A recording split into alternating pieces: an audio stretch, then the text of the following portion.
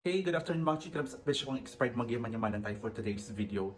Magpapakabit na kami ng AC. Ayan. Regalo yan sa akin ng ate ko. Eme. Yaman-yamanan. Mag-yaman-yamanan tayo. Let's go. So, ayan na sila.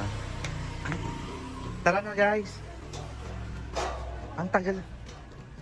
Kuya, bilisan nyo na kuya. Ang tagal-tagal nyo. Oh, may ano pa.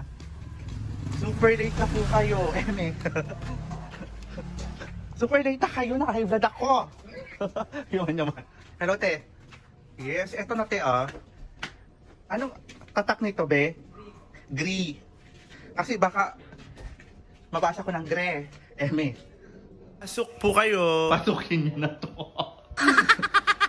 So ayun na nga mga chikilabs at peshi kong expired. Sila nga pala si Sir Gab at Sir Mo. Mga bata pa yan, 22 at 24 lang. Pero mga professional na sila. Kasi naman mga bata pa lang, sinasama na sila ng kanilang mga father. At ngayon meron silang boss at sila ay namumuntrata. All over the Philippines po ang kontrata nila. Actually, galing pa silang Mindoro. Pero originally, taga dito talaga sila sa Cabuyao. Kaibigan sila ng aking youngest brother at ang aking pinsan na besyo na si Jeffrey. So syempre, friend ko na rin sila. Finally, thank you Lord. Dahil ngayon po, papalagyan ko na ng split type sa taas sa aking room. Kasi dito na talaga kami mag-i-stay for good. Uuwi-uwi na lang ako ng Kalamba pag kailangan. Summer kasi talaga ngayon eh. So it's really hot talaga. May kasama pa kaming senior at mga bata. Mga chikilabs at beshi kong expired, minsan kailangan nyo talaga maghigpit ng sinturon at mag-ipon-ipon para kahit papaano makapag-invest kayo. Kaya ako hindi ako maluho kung anong binibigay sa akin, go lang kahit sa mga damit. Kahit galing pa sa okay yan, okay lang. Ang importante, malusog kayo lahat, di ba? Wait, makipagkulitan muna kami sa mga friendship namin.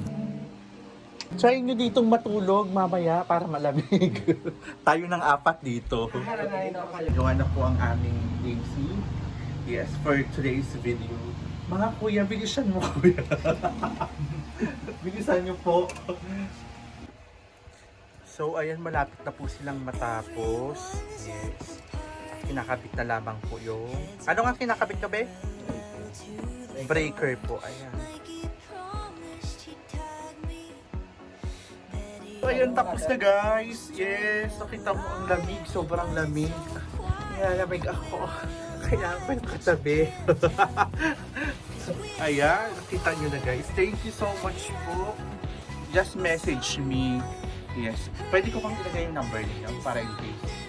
I'm gonna put the number of Mr. Moon and Mr. Kiko. Ayan. Pwede mo silang i-message.